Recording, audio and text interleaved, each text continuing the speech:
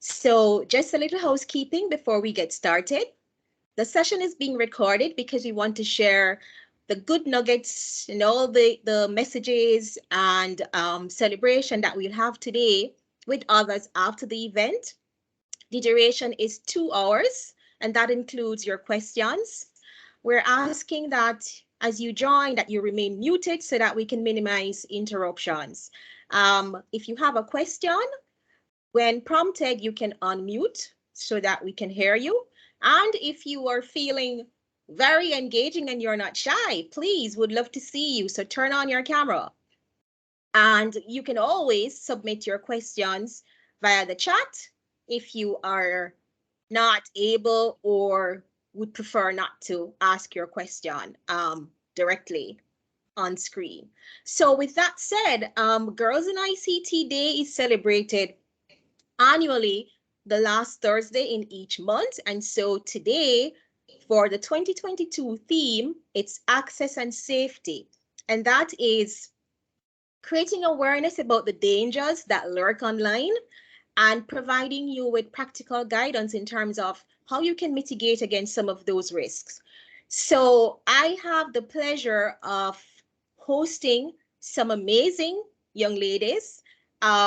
And the beauty of all of these females on today is that they all have experience, solid experience in ICT, some very specialist skills and capabilities in cybersecurity. So they're well placed to support the conversation around the theme. So with that said, we want to make it a very inclusive and engaging session. And so we all want to know where we're joining from. So coming up on the screen, you're going to see a barcode that you can scan.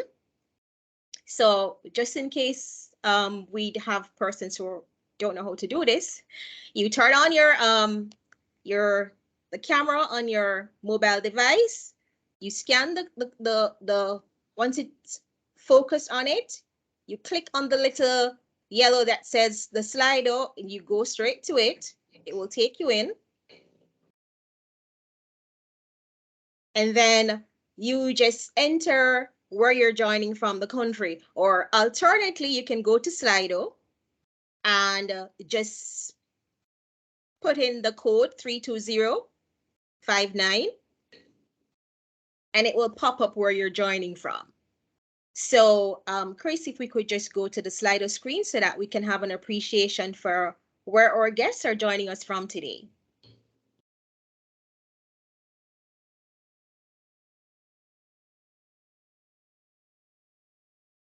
All right, so we have Canada, we have the UK, Jamaica, Barbados, Trinidad.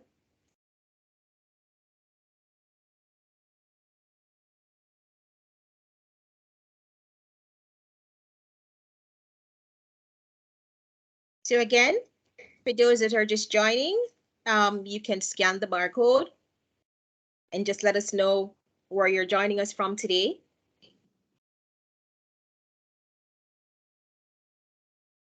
Or alternatively, you could just go to slido.com and enter the code 320759.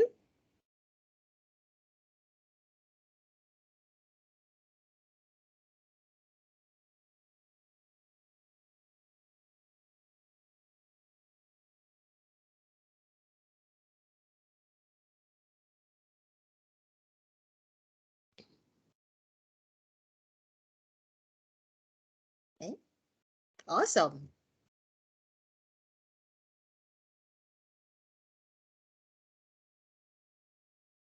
Okay, great. So you can continue to let us know where you're joining from.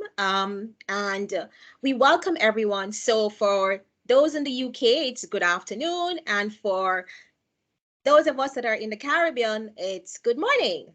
And so we have California, we have Dallas, USA, Jamaica, Barbados, and Trinidad. So welcome.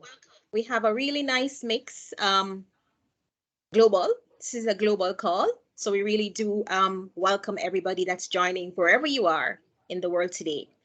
So to get us started, we're going to have opening remarks from Tim White, who is our Corporate Executive Officer and also EVP for the Global Business Solutions Group.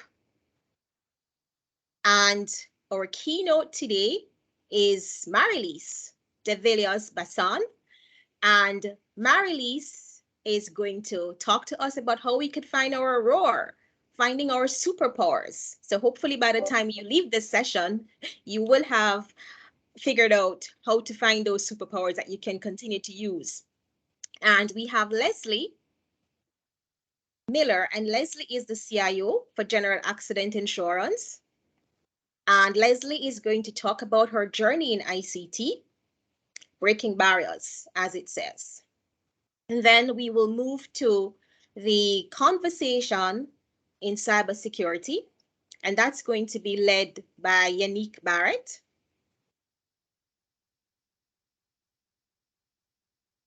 And Yannick is a technical consultant with Fujitsu Caribbean, but Yannick also is one of our experienced cybersecurity specialists. And then, of course, financial planning, advice for your younger self. So persons like me, you know, what would we like to know, have known then? But guess what? We're all still learning and we all can benefit from financial planning and guidance. So we have Rochelle Grant, and Rochelle is a wealth manager with Barita Investments based in Jamaica.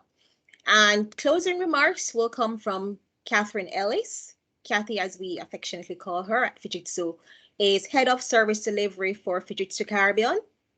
And Kathy is also a female engineer and one of the female leaders. So with that said, I am going to now go to Tim White for his opening remarks. And Tim White is not only an executive in Fujitsu Global, but he's also the executive lead for diversity, equity, and inclusion. So he's very well placed to support us today for Girls in ICT.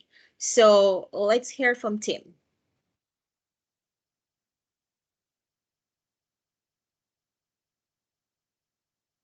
Hello everyone and welcome to Girls in ICT Day.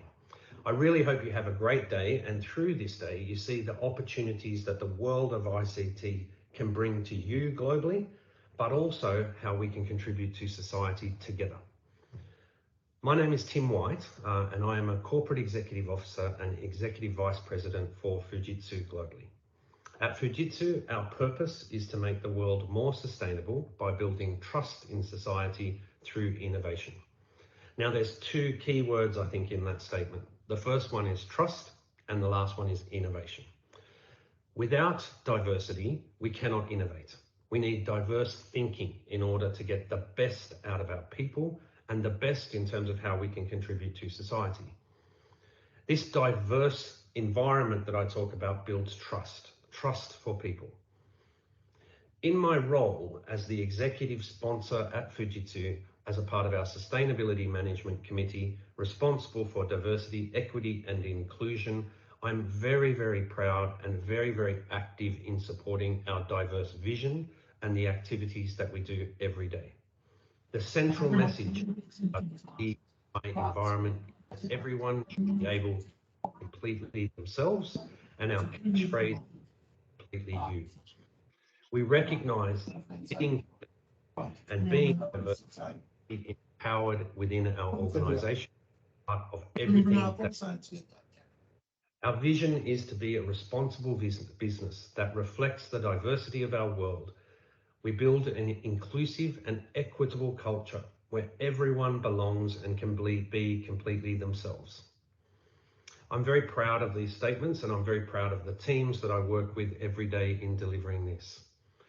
I'm hoping that you find through today, the Girls in ICT Day, that really the ICT industry is a place for everyone, and Fujitsu as an organization reflects that as well. As I said at the start, we need diverse thinking. We need to create opportunities for our teams to be able to contribute to society, make a difference to this world through what we do every day. Not everything that we do in ICT is just boring activities. There are some really exciting initiatives. It's truly an opportunity to make a difference.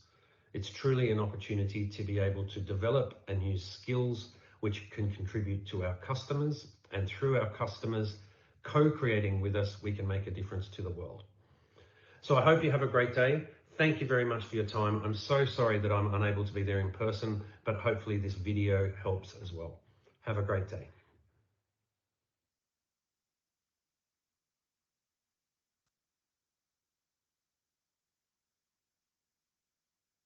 Hello, Awesome. So now we get to the exciting part of our agenda, and it is my pleasure to welcome Marilise, who is our keynote for today. And Marilise is a certified high performance coach, best-selling author, TEDx speaker, and award-winning behavior change consultant. She specializes in finance, technology, and cybersecurity awareness, as well as culture and talent.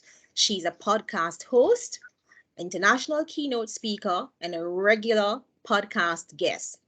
She is very passionate about helping persons to live successful lives, healthy, be happy, and wholesome.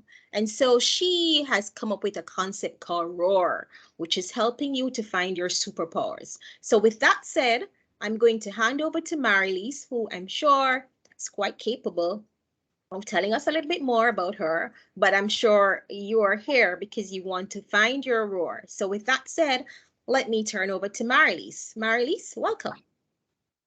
Thank you so much, Sandy, and everybody. I'm so thrilled to be here with you today. It's such an honor, and I'm hoping that by the end of the session, you will all feel inspired. By my story, because I'll share with you a little bit more about my story. I want to warn you up front that I'm someone who is generally quite vulnerable, and I share some of the hard things as well. So be prepared. But I really just want to invite you all as well to ask me questions. You know, I've asked the team, Chris is going to keep an eye on the chats. So if you have any questions, please feel free to reach out and ask your questions. A little bit about me. Let me just bring up my slides before I start.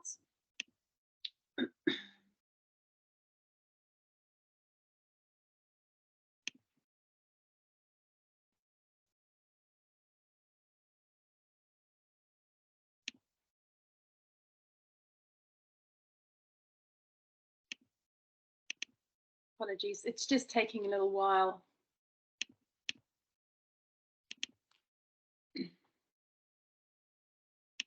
Right, so yes, so the title of today's session is Have You Found Your Roar?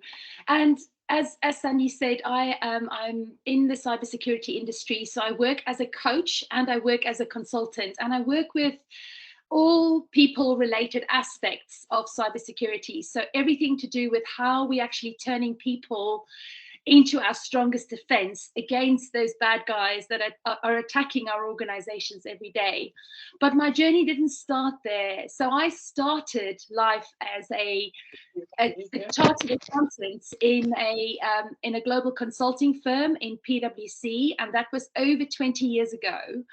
And at the time, my passion and my dream was actually to become a partner in an accounting firm, because I initially qualified as a chartered accountant. But then life happens, and it was really quite a fantastic journey. So I was very lucky in PwC to have various different experiences. So first of all, qualifying as a chartered accountant, but then very, very early on in my career, realizing that I actually love to work with people. So I really transitioned into training and development. So for many, many years, I did training and development in finance. And so learning and development with finance people and helping in finance transformations and turning finance people into business partners. But then about 10 years ago, it was a conversation with a colleague that really sparked my interest in the human aspects of cybersecurity. And that's really how my journey in cybersecurity started. So about 10 years ago, and then about 4 years ago, I got to the point in my career where actually I reached burnout. It was actually a point where I reached rock bottom. And that was also the point when I decided to walk away and to actually start my own business. And, you know, at the time, it was very much for me to just survive and to just get away from a corporate life that was not serving me. But now, fast forward 4.5 years, I have now created Roar. I have qualified as a coach. I am living my best life, and I'm also helping other people do the same. So it's my hope today that I can help you and inspire you as well, to find your Roar. So in this session, I'm going to talk a little bit about some of the obstacles that we all face, and I'm looking forward to hearing what Leslie has to say, because she's going to be all about overcoming barriers. So yeah, the obstacles, the barriers that we all face, and I'm so delighted that Leslie is going to share with us how to overcome those. And then I'm going to talk you through my blueprint. So my blueprint is really all about, as I said, living your best life on purpose. So it's about igniting your authentic purpose. It's about living in your power. So it's the power is all about winning your inner game, which is your thoughts and your feelings, but also winning your outer game, which are your words and your actions. So the superpowers, the 4 superpowers that I talk about, and then the unleashing of your roar, and that's all about courageous conversations, right? So roar is ultimately about you speaking up, you speaking your truth, and I'm going to show you a 4-step process actually for how you can do that. And really what I'm hoping you will do is to commit to your rawsome life and take that very first step. It's funny, we only need to know that next step, you know. And if I reflect on 20 years ago, when my dream was to become a partner in a Big 4 consulting firm, it's completely changed. It has completely changed. But at least I had a dream. And that's what I want for you as well. I want you to have a dream, and I want you to see the possibilities in this amazing industry that we work in, because it is an amazing industry. It's about how we're navigating those obstacles. Okay, so Sandy mentioned my book earlier. So I'm an author. My book is called Roar: How to Tame the Bully Inside and Out. And in the book, I talk more about my personal story. I also talk more about it in my TEDx talk, Have You Found Your Roar? In the interest of time today, I want to serve you, so I would rather share with you my blueprint. So if you would love to know more about my story, I would suggest that you go and watch my TEDx talk. The title is Have You Found Your Roar? But ultimately, what I discovered in writing this book and my process of healing after my situation, my burnout situation, is that the bully that was my boss was actually just the bully, the actual bully, but there was a bully inside of me. There was that really toxic little voice inside of me that was telling me that I am not enough. So in the end, that was what mattered, because it mattered that I was actually, you know, the more my boss pushed me, the more he brought me to my knees. The more I pushed myself, the more I brought myself to my knees. And I think that's the key thing I wanted to land with you today and to presence with you today, that you are your superpower, and we live life from the inside out. Okay, so that's the kind of the importance of the title, is how do we tame that bully inside and out? Now, I call it my bully. You might relate with it as an imposter, as a, you know, as the inner critic. There are so many labels, but for me, that's what I call it, because that's what's meaningful to me. Okay, so what I did was, after I left my company and in the burnout situation, 3 steps that I took to actually get back on track, to actually get my life back on track. First thing was to really get honest about my situation and to face it. Nothing happens until you get honest about your situation and you face it. Right. So at that point, that moment where I was absolutely petrified, I had no idea what's going to happen in my life, what my future was all about. I was so scared. I was literally down on my knees. The very, very first step that was helping me to move forwards was to get honest about my situation. In the process, I also had to get really clear about my purpose. What am I here to do? What am I called to do in this life? What is my purpose for being here? And I really reconnected with that absolute desire and passion for helping people and for helping people grow and develop and see that potential in themselves and live their potential, live their full potential. And then all about getting help. So I very, very early on started working with a transformation coach who was helping me with my food and my exercise and helping me to get back into shape and just to help to get me physically and mentally really, really, really strong and in good shape to actually cope with those daily challenges that were coming my way. Okay, so the obstacles that we all face, I kind of group now into 3 areas. And when I was younger, when I kind of advised to my younger self, these kind of things that happened in my life felt like spaghetti, So when I moved to the UK, for example, from South Africa, when I had my first child, when I had my second child, and I was trying to navigate my career, I was trying to navigate, progression, because obviously when you have a child, you feel like you're being left behind because you don't necessarily get the promotion on time, or you don't necessarily get the time to prove yourself. So there are all these things that happen in your life, and it feels, as I say, like spaghetti.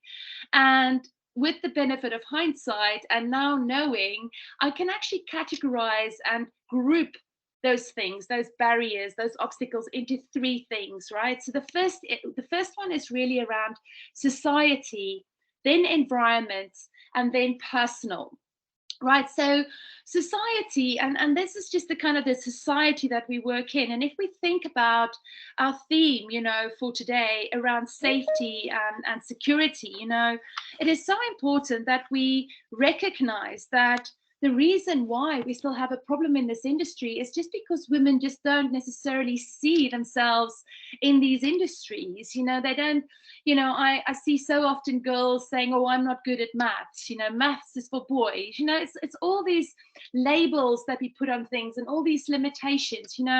When you think about the dynamics of relationships and like a woman's role, of being the primary caregiver, fortunately that is changing and the world is becoming a different place, and I'm one of the lucky people who has a husband that is absolutely 100%, we're a team, we do everything together.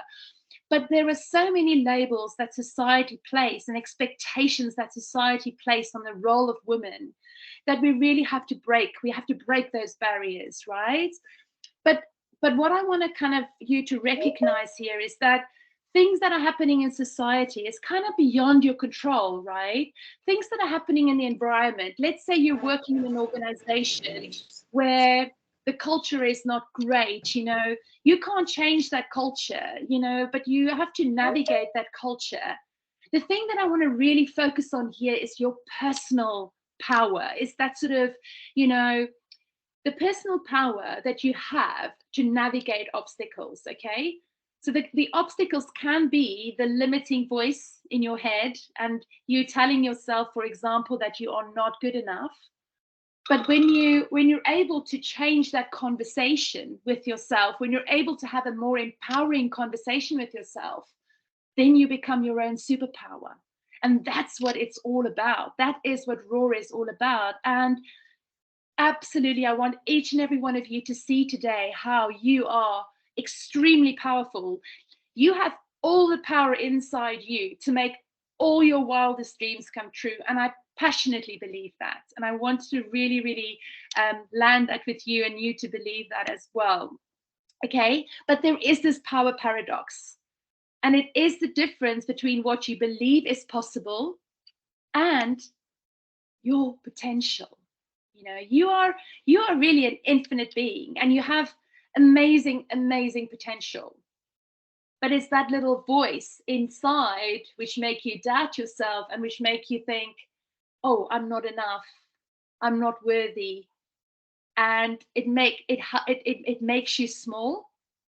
Okay. And what happens in an industry as well, an industry that we work in, we hold ourselves back. We don't put ourselves forwards. We don't embrace new opportunities because we just don't believe in our full potential. And actually, you know what? Failure is just feedback. And I always say, you know, if your dreams are not, if you're not scared, you know, when you come up with goals and lofty goals, if you are not scared and you know, so often you don't have any idea how you're going to achieve it, that means it's actually not big enough, right? So we have to also learn how to tap into that fear which comes up when we are doing big things, when we are doing new things, when we are embracing new challenges and opportunities. Okay, so you are your superpower, and you have all the potential inside you, all the power inside you to make all your dreams come true. But in order to do that, you have to prioritize you on your list of priorities. I want you to write that down. Prioritize me on my list of priorities. Okay? Another way to think about it is that you cannot pour from an empty cup. You have to put your own oxygen mask on first. Okay? We are so quick to give and to help others and to support others and to please others. I always say I'm a recovering people pleaser. I'm learning. I'm also a recovering perfectionist. I'm learning, but it's a case of recognizing that it's okay to make mistakes, that it's okay to fail, that it's also okay to prioritize yourself.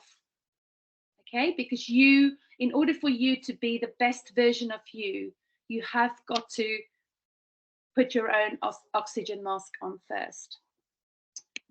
Okay, so the tough truth here is all about the personal elements. So if we think about the three obstacles, society, environmental, and personal is the one that we want to focus on. And it's all about making those high-level mindset shifts, okay? Really believing that you are enough. Actually, that you're more than enough. Actually, that you have all the power inside you to do anything that you want to do, that you desire to do. Okay. And then once you do that, you are really going to show up differently. You know, you are going to be showing up as a different version of yourself. Okay, you'll be able to disconnect from stress, and you'll be able to show up with your loved ones energized, peaceful, and calm. You'll have better control over work, you know, on studies, and you'll be able to better take care of your health and your well-being. You'll be fully vibrant, fully present, fully engaged in your personal relationships. And you'll also be able to really be you, be the real, authentic you, and inspire and influence yourself and others. But it all starts with developing that incredibly winning mindset, okay? So this is the raw blueprint. It's got four main components, right? So we talked about authentic purpose, the inner game, your thoughts and your feelings, the outer game, your words and your actions, and then RAW, which is the 4-step process for having a courageous conversation. Okay, so let's go through each of them very, very briefly. Purpose. Okay, so what is your unique, what is your authentic purpose? We are all born with a unique gift, with a unique purpose into this world, okay? And do you know what? Often we find our purpose when we're going through hard times. That was certainly the case with me. And it was really interesting because I had the opportunity to really get to know myself and get to know what is the meaning in my life, you know. So this is a big question, and you might be really early on in your career or very early on in life, and so we're all at different stages, and this is not about you judging yourself if you have no idea, you know. But what I want to do today is plant that seed about, just ask yourself this one question: what do I want? Just what do I want? Okay. And what do I want? Not only just from a career, from a job, from a vocation, but also from a relationship perspective, from a health and well-being perspective, from a time and money freedom perspective. You know, so this is about your life holistically, and it's about making your whole life work, right? So life isn't just about work and about a career. Yes, it's an important part of our identity, but if you allow that to overshadow everything else, you will get to a stage of burnout. That's exactly what happened to me. Work became my whole identity, and I just crumbled in the process. So now I prioritize my health and my well-being. I prioritize my relationship. The husband and the boys come first, and then of course thinking about time and money freedom. And we're going to talk about finances a bit later on, which I'm really happy with, because that is such an important aspect of your future, of long-term, you know, abundance and prosperity. And I cannot wait to hear more about that session. Right, so let's move on to power. Power inside you to make all your dreams come true, right? So it's all about winning the inner game. So developing that winning mindset. So what is the conversation that you're having with yourself today? Okay. And this is where it's important that you notice what you're noticing. Always notice what you're noticing. So it's about developing that awareness of, what is the actual conversation that I'm having with myself? Okay. Am I actually saying to myself how ugly I am every 5 minutes, how fat I am every 5 minutes, how incapable I am every 5 minutes, how unworthy I am every 5 minutes, how I can't do it every 5 minutes? There is always a conversation going on in your mind, always a conversation. The feelings are there too. So the more you tell yourself those things, the worse you're going to feel. And the two kind of go in tandem, right? And it becomes a vicious cycle. It becomes hardwired in your brain. So we've got to break that cycle. We've got to break that thought process of constantly breaking yourself down, constantly bullying yourself, right? So I want you to check in with yourself and notice what is the conversation that I'm having with myself. Okay. And the inner roar process is all about recognizing, so recognizing I'm having a limiting conversation with myself. There's a limiting belief coming up for me. Staying with it, don't deny it, don't try and put it in a box. Observe it and stay with it so that you can actually do something about it. And then you've got to assert, you've got to change that conversation into a more empowering conversation. I am good enough. I am beautiful. I'm so much more than enough. I love people, and I'm, you know, anything really that comes up in your mind, but it's that sort of empowering conversation. And this is the thing about self-love and kindness to self, self-compassion, right? Being kind, being gentle, being compassionate with yourself. And it helps you then to redirect that conversation. It helps you then to reframe and have a more positive conversation with yourself. Okay? Power is also about your words and your actions. And I always talk about energy for life. For me, this is all about the actions that you take and how you generate energy in your day. So what are those daily practices that you're doing around exercise and food and mindfulness, and how do you re-energize, how do you decompress, when you have a stressful day. So when your battery is running low, how do you actually recharge? Okay, how often do we allow our phones to go beyond or below 30% battery power? When my phone goes to 30%, I plug it in, right? Why do we allow our bodies to get to 0 to 10% to 20% before we plug it in, before we do something to re-energize and to revitalize and to decompress? Okay, so the opportunity here is really to look at also, what are your daily practices around generating energy? The energy is not just going to come, it has to be generated. So you have to do something, you have to take action to generate the energy. You've also got to take action to make your dreams happen, right? It's one thing to have that dream and to think about it and to manifest it, but the key thing is that you've got to take the action, and you've got to take the right action, okay, in order to move the needle towards your dreams, okay?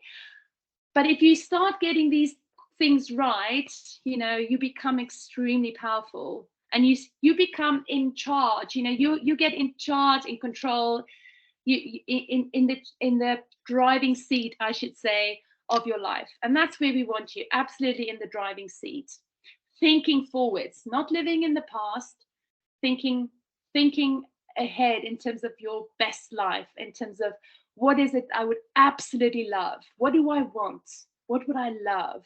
Okay, so dream big. I want all of you to dream big. And then finally, courage to speak your truth, courage to roar. And courage goes hand in hand with vulnerability, right? And this is what I said to you right at the beginning. I openly talk about the things where I've had hardship in my life, where I've had barriers, where I've had obstacles. And I do that because I know that it helps other people, okay? But my message was for me first. I had to first heal and work through some of the things that happened to me. But now I have come through that, and I can share with you. And, we all have a story, and everybody has a message that matters and a message that can change the world, okay? Coming right back to your authentic purpose. You have a unique gift that you were placed here on this planet to bring to this world. And this is all about extracting that, igniting that, and unleashing that into the world. Okay, so raw blueprint, and then this is the 4-step process, right? So this is the 4-step process you can apply with a conversation with yourself, as well as a courageous conversation with someone else, okay? So the first thing I want to presence with you is that you will come across people in your life that's going to demonstrate bullying behavior, whether that's in person or whether that's online. And I want you to know that the mentality of that person is very much about, I am a winner and you are a loser. So they have to prove at all costs that they are the winner and you are the loser. Now, when we're at school, it is always the weakest person that gets bullied, right?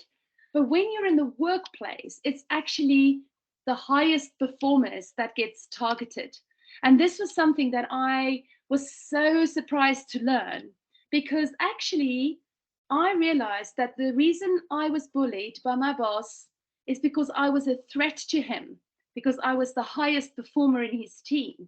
And he had to prove to me that he's the winner and I am the loser. So in order for him to feel better about himself, he had to make me feel horrible about myself. The opportunity for me, or the challenge for me, is that I allowed it to happen. And this is where it starts with you, okay? So you have some control but only over your own behavior, over your own response. You don't have control over the other person. So if someone puts a horrible comment on social media, whether it's Twitter or TikTok or Instagram, you know, they probably are a really, really unhappy person themselves, and they want to make you feel unhappy too. So they're projecting onto you the way that they feel deep inside.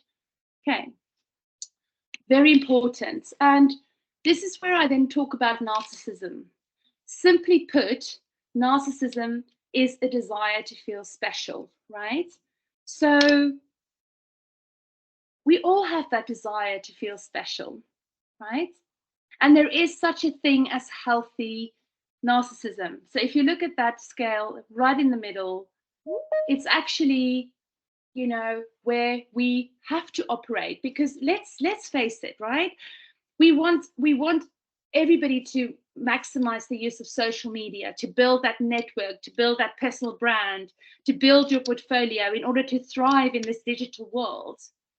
But how quickly are people to say that, oh, that person is such a narcissist, they talk about themselves all the time, they're just, you know, showing off, they're just doing this and that.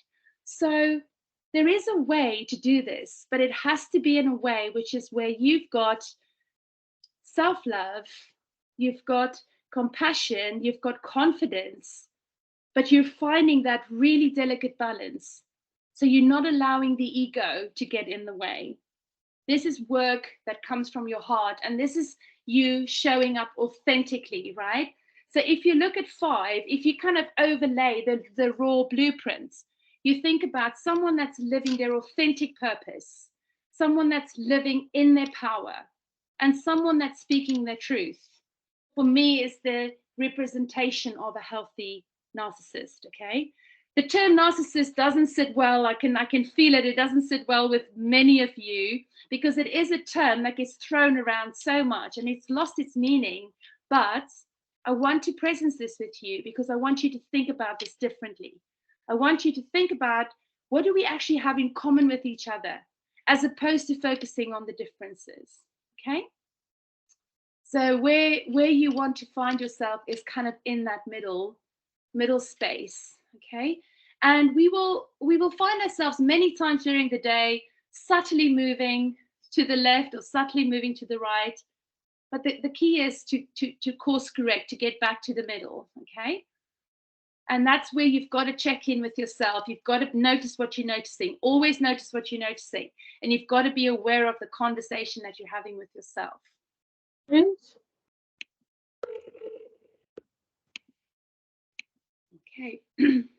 So when you're dealing with narcissism, unhealthy narcissism, there are 2 things to look out for. It's entitlement and exploitation.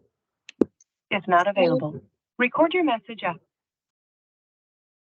So again, if we look at the traits, there is a overriding mindset. I'm a winner and you're a loser, okay? So when you're dealing with an unhealthy narcissist, sort of that's towards the 10 on the scale, maybe 8 on the scale, this is where you've got to be really, really careful, and you've got to really look out for these signs. The first sign is that sense of entitlement. And the second one is that exploitation, you know, so it's either being addicted to attention, feeling special, frequently treating people as targets, as objects, lacking empathy, ethics, and morals. People that thrive on drama and crisis. I see this so much, that people love that, and it's like they turn everything against, like, into a conspiracy against them. Drama queen, I say. And then people that are incapable of feeling guilt or remorse. So really people that actually just have no idea of the impact that they have on people, and they're just incapable of feeling guilty or remorseful. They also don't learn from their mistakes, right? I'm sharing these with you because I want you to sort of know that there's a way for you to start spotting the bully. There's a way for you to start spotting these people, which can be really, really dangerous, but also you can manage it. You have the power to control how you react and how you behave and how you respond.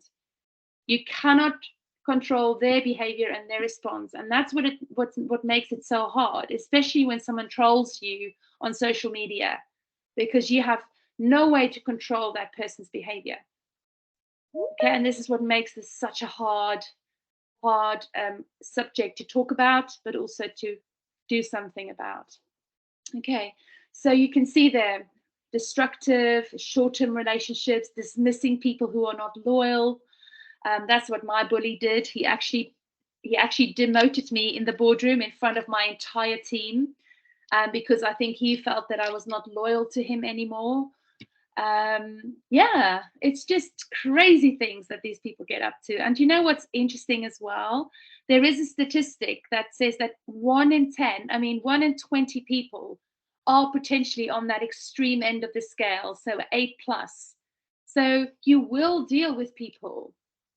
The main thing to remember here is that these are people who are deeply, deeply unhappy and deeply, deeply insecure, but who would never admit it. Okay.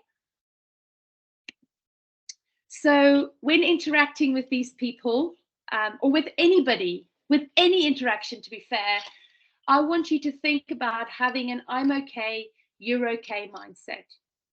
I want you to say, I'm okay, have positive regard for yourself, but always have positive regard for the other person as well. And the reason that is important is that how often do we go into a conversation and we feel like, oh, that person doesn't really like me, or oh, I don't really like that person, or they've said something to upset me. But then at the end of the day, all of these assumptions that we make interfere with our ability to actually have a productive conversation, have a courageous conversation. So if you go into a conversation with this mindset of I'm okay and you're okay, you're approaching that conversation with a much more, positive, much more productive mindset. And that's where you're going to really be able to build amazing relationships and make progress and move things forwards and deliver on your objectives. Okay. And then when you go into that conversation, I always also want you to have that mindset of being curious and not furious. Okay. I always say, be curious, not furious. This is all about asking questions and wanting to know more about the other person and wanting to know more about what they're up to, how they're thinking, what they're doing. Okay. So it's about having a learning conversation. So these are the two sort of mindsets that I want you to have. I'm okay, you're okay. And I want you to be curious, not furious, before any interaction with someone, but especially when it's a difficult interaction. Okay, so just to recap the 4-step process, I'm very conscious of time. So I'm probably going to have to wrap up now. But this process, and as I say, I write more about it in the book. I also, in my TED talk, go through this TEDx talk, go through this 4-step process. But it's all about, so recognizing and observing is all about the inner game. It's all about what you're seeing the other person doing, right? So you're recognizing what they're saying, you're recognizing their behavior, and you're also recognizing how you're responding, how you're feeling inside. So you're recognizing the emotions that are coming up for you. And you stay present, you observe, because you want to be in the conversation. So if you don't stay present and you don't stay calm and you don't breathe and you don't observe, like be there, you are going to lose the conversation, right?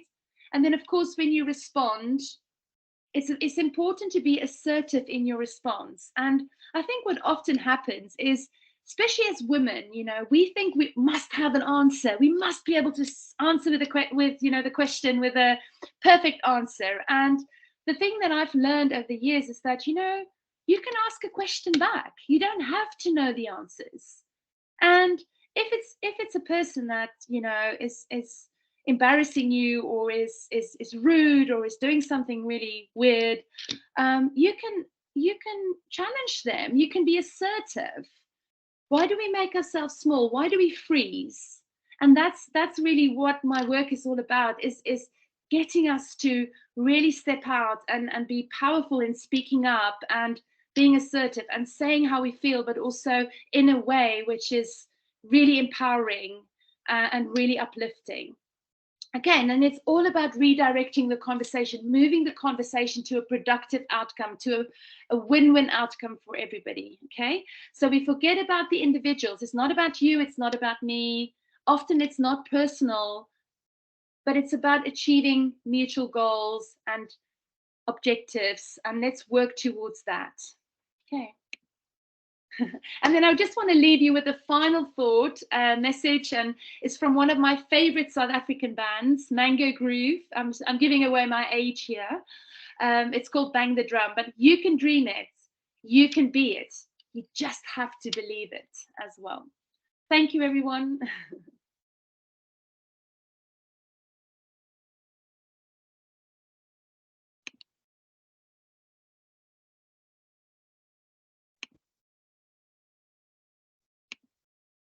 Ah, that was inspiring. Thank you so much, Marilise. So welcome. The floor is still yours because we might have some questions. Brilliant. Love to answer some questions. Feel free to raise your hand if you have a question for me.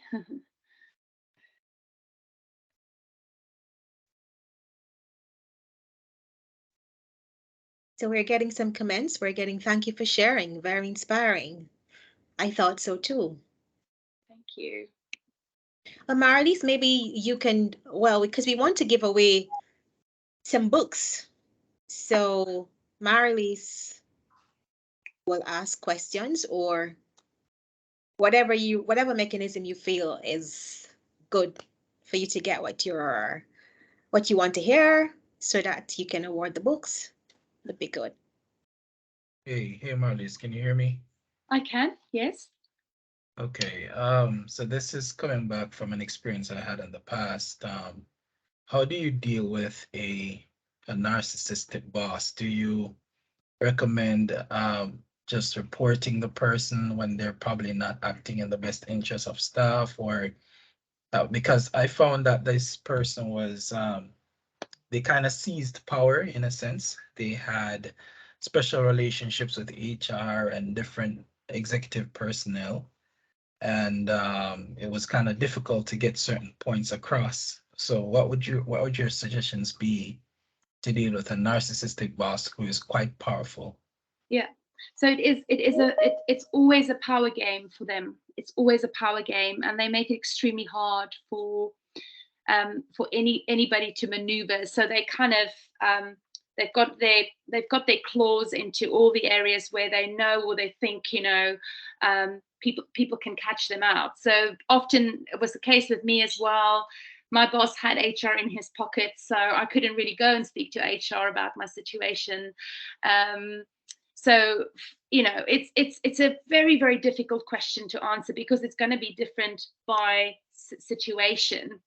But I think I always come back to what is within your gift, what is within your power, So it's almost like you've got to have that sort of recognize what you can control and what you cannot control, and then knowing the difference, right? Because at the end of the day, if I, in the end, what happened with me is I had to walk away. I had to resign and walk away, because I was at that point of burnout. It wasn't going to, I was just at rock bottom, and it was a nasty situation as well. I didn't just leave it there. I also took some measures and actions, but I stayed far too long. I think the writing was on the wall 2 years prior to me leaving. So I think, the best advice that I've been given, and that I've reflected on, is really about, first of all, if your mental health is struggling, you've got to prioritize that, your mental and your physical health. So take some time out. Don't be afraid to take some time out to regain perspective. Okay, so that should be your first priority, your own health. Worst mistake that I made is I didn't prioritize my health. My body was begging me to stop, and I just didn't listen. I think also then, unfortunately, and this is sort of write your CV, get your CV up to date, because if that's an environment where that person is going to get away with it, that's also the culture of the organization. And if that organization allows that behavior to persist, it says actually a lot about the organization as well. So it's the responsibility of the leaders in that organization to create that safe culture and that psychological safety for you to speak up. So do you really want to be in an organization like that and work in an organization like that? Does that help? Yeah, it does, because I think that's similarly how I had to respond as well, in terms of walking away and just, considering my mental health and all of that. But typically, most of the narcissistic persons that I've engaged with, I've never seen one actually change, like to get to that 5 mark on the chart.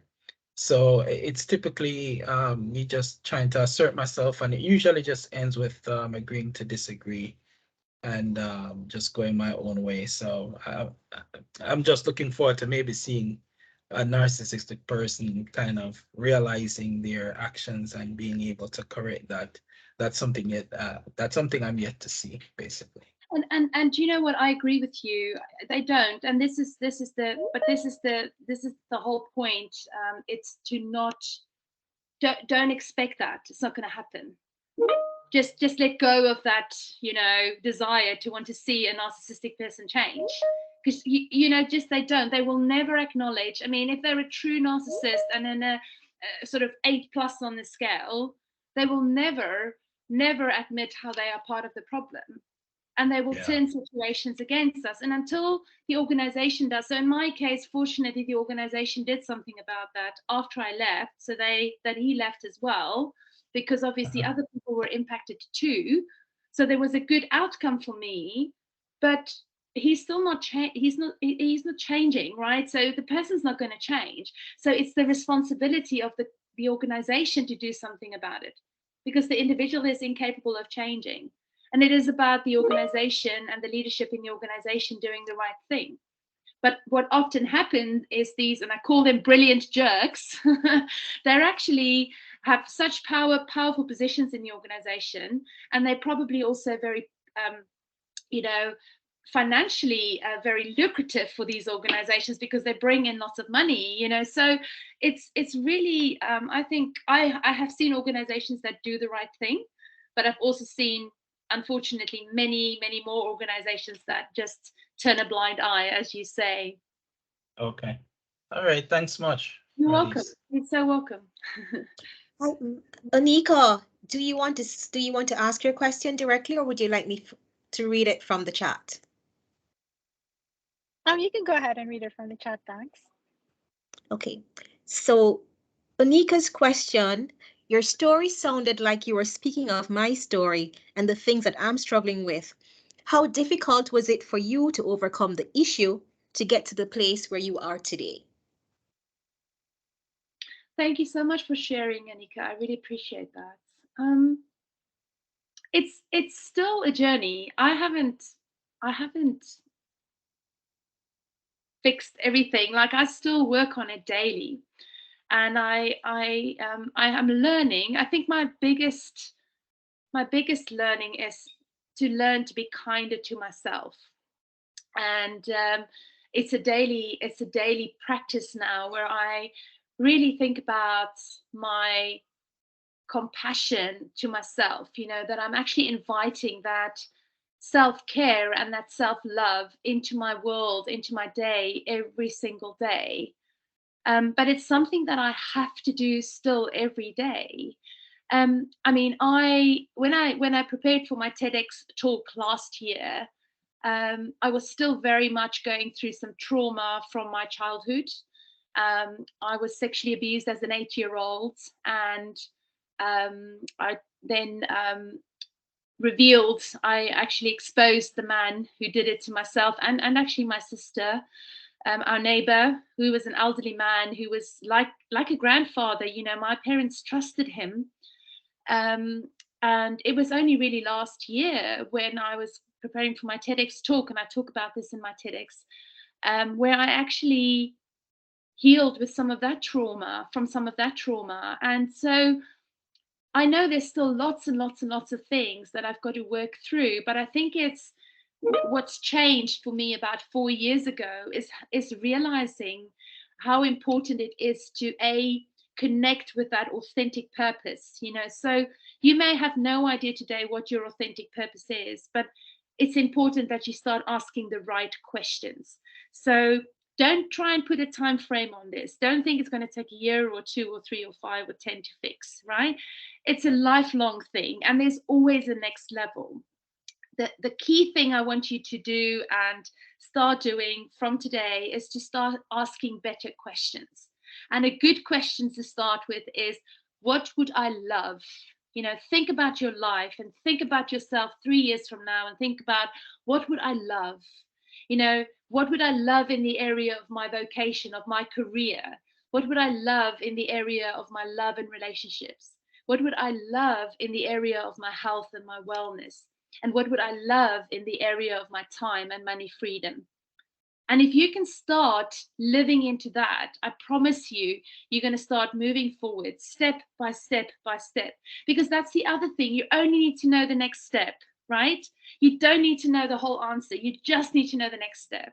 And you've got to take that next step. Okay? Okay, thank you very much for that. You're welcome. So Marilise, so I'm going to suggest that we continue to pose questions in the chat, and Marilise will still be with us until the end of the program. So if we have time, she will respond to the questions, but we'll also share our information, and I'm sure she'll be quite happy to continue to respond to your questions and to continue to provide you with some guidance. Really great feedback, Marilise. We also are getting very kudos from the males that are on. I believe that everybody can spot a bully or might have a bully in their lives. And, what stood out for me was, you need to start with yourself. You can't pour from an empty cup. So you need to put on your oxygen mask before you do that. So really powerful and inspiring words, Marilise. Thank you so much. Marilise will still be with us, so continue to pose your questions in the chat or your comments. So we're going to go to Leslie Miller. And Leslie is Trinidadian born and has been working in IT since 2006. And Leslie's current role is CIO at General Accident Insurance. But prior to that, Leslie has held senior roles as head of products, head of business strategy, head of business operations at Digicel. And she also developed, led, and managed the launch of major product initiatives, including Digicel's fiber to the business network and cloud services. So with that said, and in the interest of time, I will now hand over to Leslie. Hi, good morning, everybody. Of course, I would first like to thank the Fujitsu team for giving me this amazing opportunity to speak with you today. When Sandy contacted me and invited me to speak on Girls in ICT Day about breaking barriers and my ICT journey, one of the first things I noticed or I thought about while preparing my presentation today was that there is no Boys in ICT Day or Men in ICT Day to compare this day to. When I thought about it some more, it kind of hit me like a ton of bricks. ICT belonged to the boys. So of course, they wouldn't need to celebrate this one day out of the year. ICT was theirs all 365 days of the year. And girls simply took charge of this one day. Having been somewhat a rebel all of my life, I knew that that would have to change. And that's something I wanted you girls to understand today. As women, as girls, we are well equipped to take charge in tech. So let's go back a little bit in time about me and my history and what led me to ICT.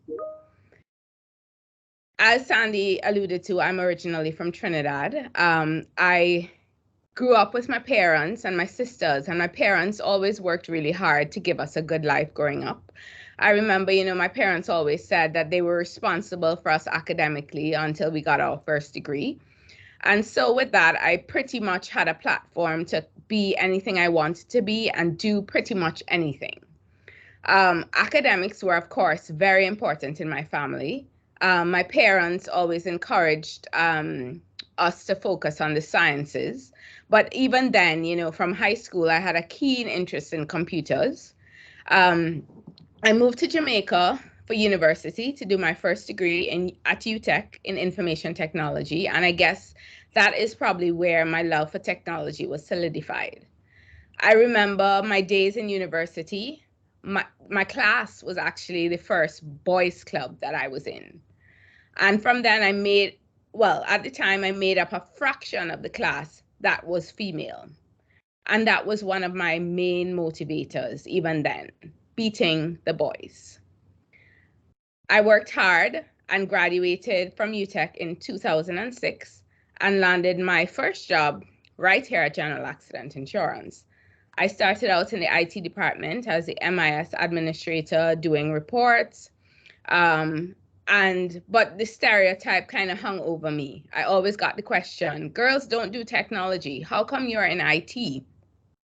I worked really hard to overcome that stereotype and I persevered.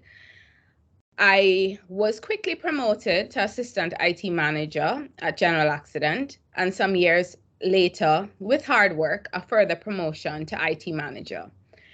Fortunately for me, General Accident's culture at the time was one that promoted women in leadership. The management team was made up mainly of women. And while I still got many questions about being female in IT, the senior management team knew that my sex or gender did not limit my ability to get the job done. I went on to complete my MBA at the University of the West Indies and decided then to apply to Digicel for the role of ICT product manager. When I applied for the role, I looked at the job description and I certainly did not tick all the requirements of the advertisement, but I applied anyway. And I'm sure everybody in here has heard the statistic that men will apply for a job when they meet only 60% of the qualifications, but women apply only if they meet 100% of them. So, I tried not to let that deter me. I applied.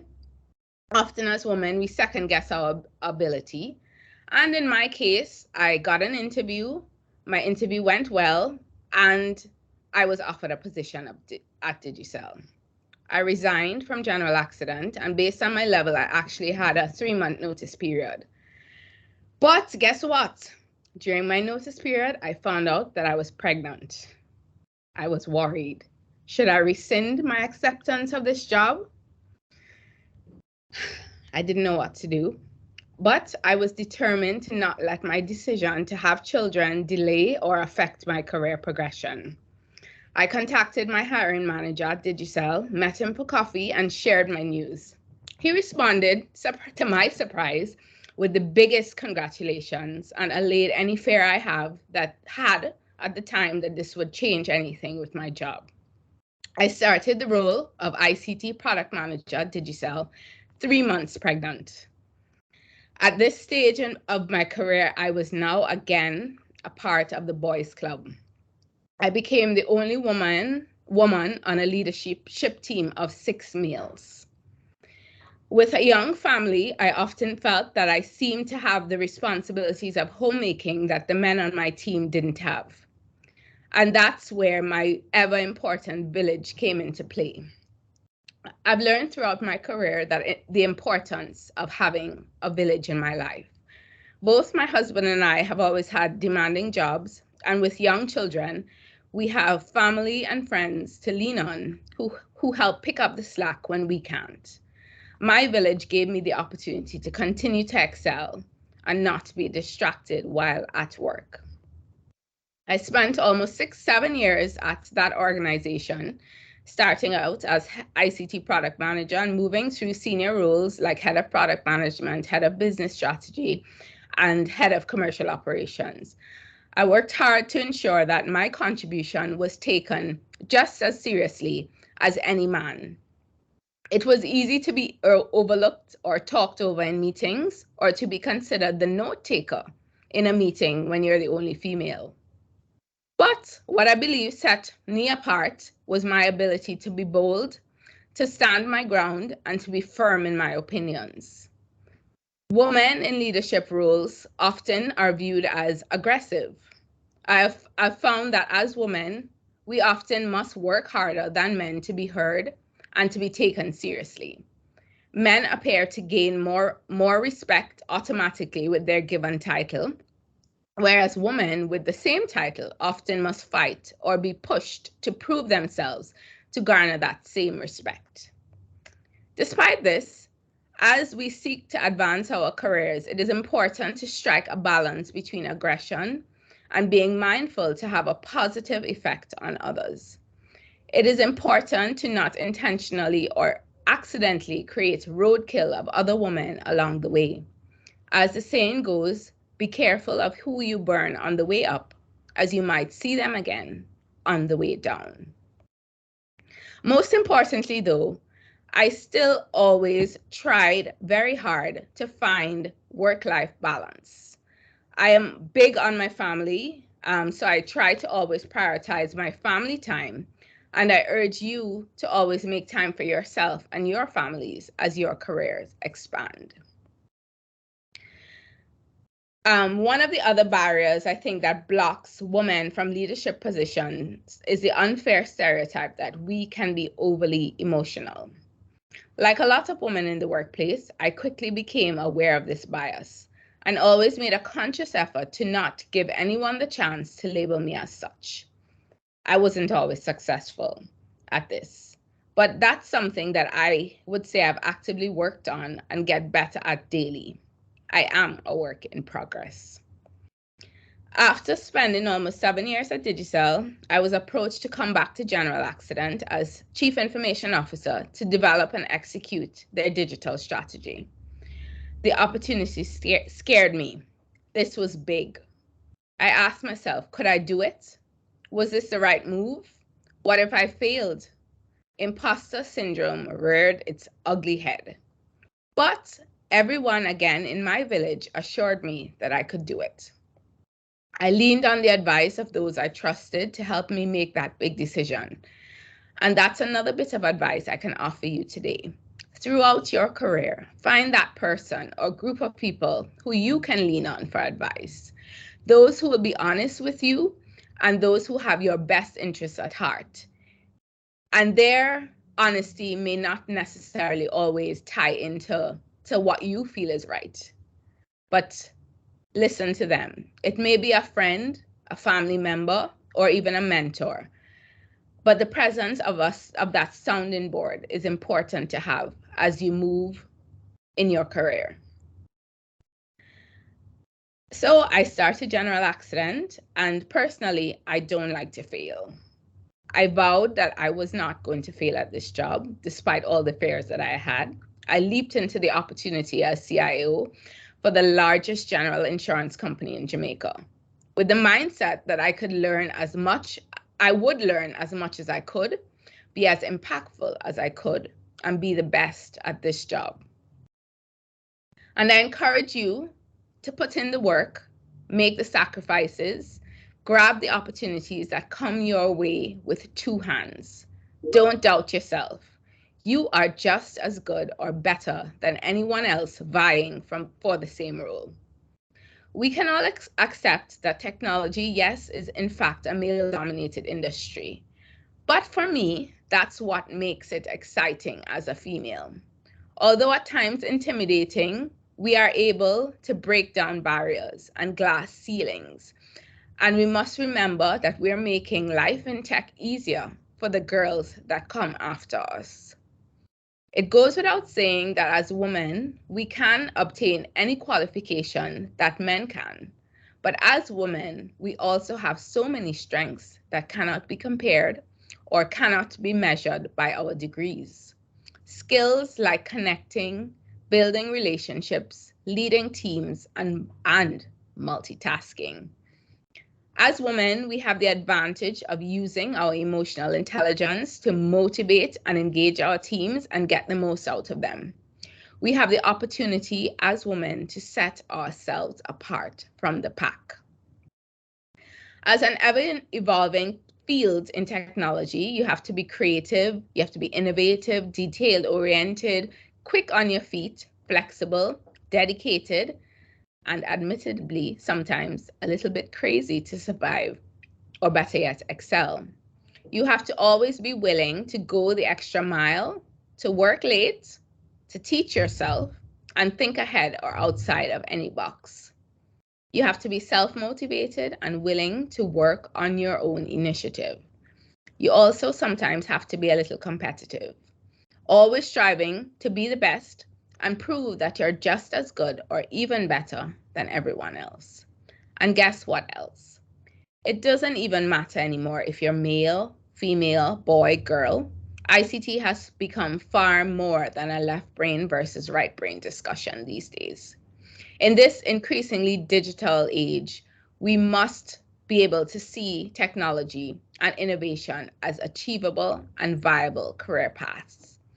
The integration of ICT in everyday life, enhancing and transforming the way we do business, how we learn, how we interact, and stay informed is becoming all the more important. And we have definitely seen this becoming more relevant during the pandemic. There are so many opportunities in ICT, in technology, and our gender should certainly not be a barrier. I certainly did not let it deter me. And I encourage everyone here today, all girls and women, to continue to challenge the status quo. I thank you.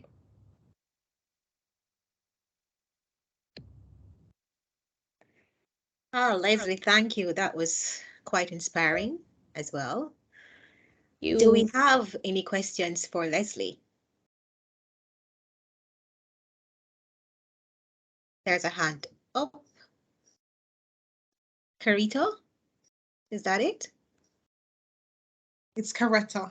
Hi, Leslie. Carito, my apologies. Hi. It's just I was on another meeting and I totally forgot about this one. Good morning, everyone. It's just so refreshing to hear you speak of the experience because I was at Digicel while you were there, and I do recall all that you described in terms of the strength and you just doing whatever it took. It really, really speaks a lot and it says a lot, and it is the fact. And it really is hard as females in ICT. It really is hard. Growing up, you would know that that's a man's job, computer and techie stuff is for males or it's for nerds. But we definitely need to change that notion. And with the kind of things that you're doing and the kind of things that's happening in the ICT space and the fact that we're now acknowledging women in ICT, that these kind of things will help to structure and redefine what exactly it is, that there really is no gender associated with the role. So this was definitely breathtaking and refreshing to hear. And congratulations, and continue being the awesome ICT woman that you are. Thank you so much, Coretta. I mean, I think, as we go through life and life in tech, there will always be challenges. But I think for me, the important part is just, putting your head down and doing the work. I mean, you will have challenges that will come your way. But, I think you just need to make the sacrifices and set the goal of where you want to be and just do it, just do it. All right, thanks for your question, Carito. There's so many participants on, so I cannot see, but if you are willing to speak up. Paola Bostic has her hand raised. Paola? Yes, hi. Good morning, everyone. Good afternoon now. Hi, Leslie. Thank you so much for your talk. Thank you. I heard so much of my own experience when you were speaking, especially being the first and sometimes the only woman in spaces. And also when you spoke about being sort of an example for girls coming up, right? So I remember when I was in university and I was having some doubt because I was an engineer, electrical engineer, and I was wondering if this is really for me. I remember going and talking to a female professor, and she said, I'm sorry to tell you this, but as a Black woman, you have to keep going. Like, you can't be the one to stop, right? So I'm wondering for you in your journey, how have you balanced that responsibility of being the first, being the example, wanting to show that you're good as or better than the boys, with your own personal desire? How do you separate when it's coming from you or when it's coming from this responsibility to other women or young girls? Um, so I think for me, I have always set really high goals for myself. Well, I guess coming from childhood, always had really high goals set for me as well, that, my parents, my father especially, used to kind of drill in, failure is not an option. Failure is not an option. So for me, that is always kind of at the forefront of everything I do. And first and foremost, I'm trying to give of my best and do my best in everything that I attempt to do.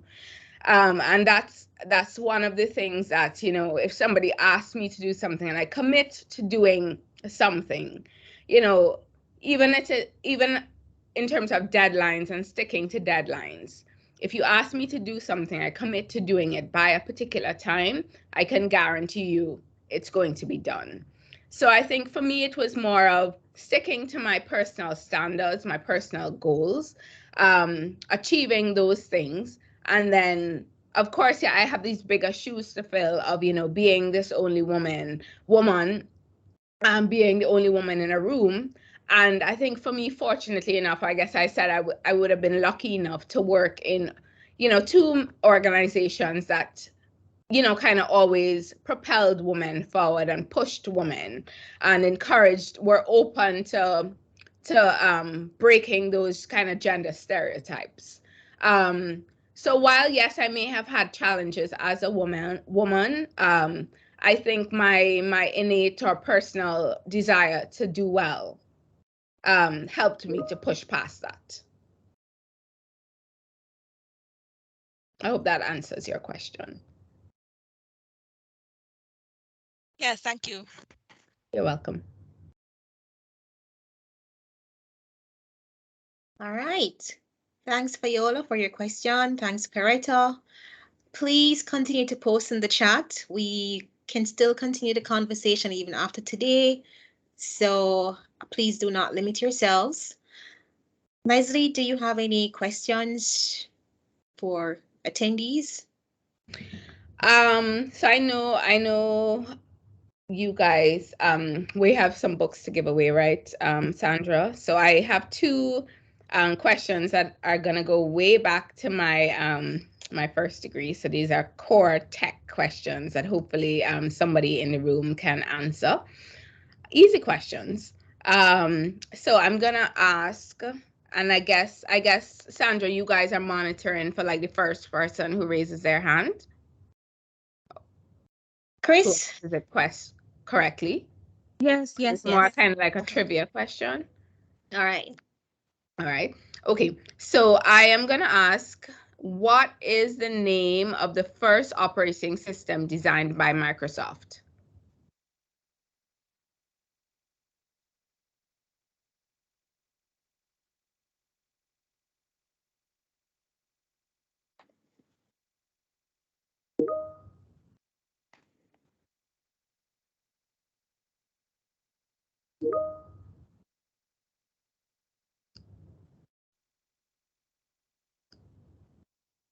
Are you able to see the chat, Leslie? Yes, I am. I am. So yes, that's correct. MS-DOS. And I think that came from Phaedra Mohammed. Mm-hmm. Okay. Yes. Phaedra Mohammed, congratulations. Congrats. And Right. So my next question is another easy one. What was the biggest technology product from the company formerly known as RIM?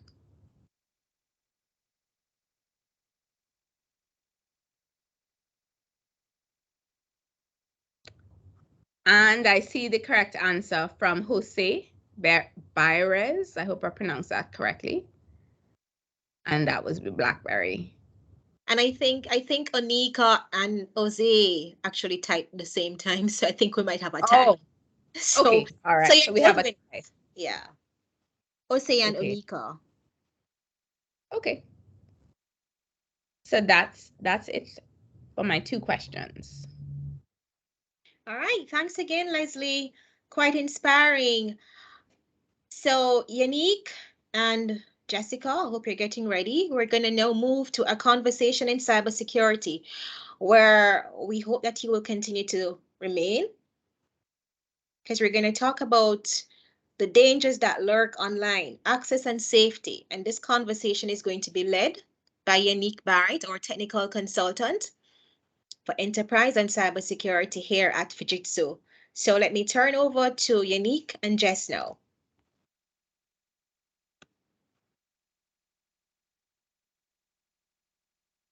Hello, everyone. So I am Jessica Harrison, marketing specialist here at Fujitsu, and Yannick is our consultant or technical consultant in cybersecurity. So I'm just gonna quickly allow her to introduce herself because she does a better job at it, I'm sure. Yannick? Thanks, Jess. I mean, I do like when you do it, but that's okay. I'll take over. But before I do, I just want to say thanks to the 2 ladies that presented. I mean, thank you for sharing your journey. Thank you for being vulnerable, and it was really inspiring. So about me, well, I mean, at the end of the day, I've been in IT for many years, approximately 16 years, but 11 have been spent in security. And here at Fujitsu, I'm a part of the ECS team. And what we basically do is provide cybersecurity solutions for organizations. And let me just expound a little bit more. So in business, there are 2 certainties. One, businesses need to make money. I mean, they need to survive, so they need to make money. And the other certainty is just that there will be bad actors that will try to help themselves to businesses' money or try to damage their reputation. And so where my team comes in is just basically we sit with organizations, understand their goals, and we advise, design, we implement, and of course the managed services to kind of help them on their journey, on their ICT journey. In my team, there are 9 of us, led by Andrew, of course, and 2 women, 7 gentlemen. And I mean, I have to give kudos to my team. I mean, they're also like my village. They empower us to lead. And also we are students, as we carry out the journey of providing cybersecurity solutions. And I think that's just a little bit about me and what we do here within the ECS team at Fujitsu. Okay, lovely. Thank you for that, Yannick. So, as Sandy said, our conversation today is going to be about cybersecurity and how it integrates into everyday life, right?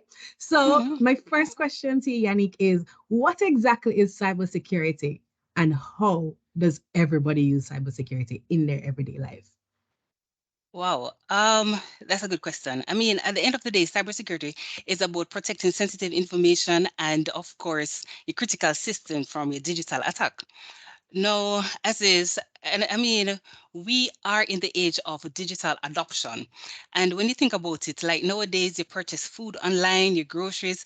I mean, you can even have conversations with your doctors online. We can even ask Alexa to say, Alexa, turn off a kitchen light. So we have been adopting it. But then at the same time, we have to think about the dangers because we ourselves will be targeted. So let me just kind of put it in some kind of perspective. So we ourselves are our own business, we're our own value. And we need to kind of adopt a mindset and incorporate cybersecurity or the protection of us, our sensitive information from, actors. And we could do this in everyday life by using, what I say, different tools. So where they can have your antivirus, you do your regular updates, you have your firewalls, your VPNs. But I mean, at the end of the day, we need to be aware. And I'm just going to use a little bit of what Marilise said in the sense of, you kind of adopt a mind shift. You be purposeful and powerful in, you want to secure yourself.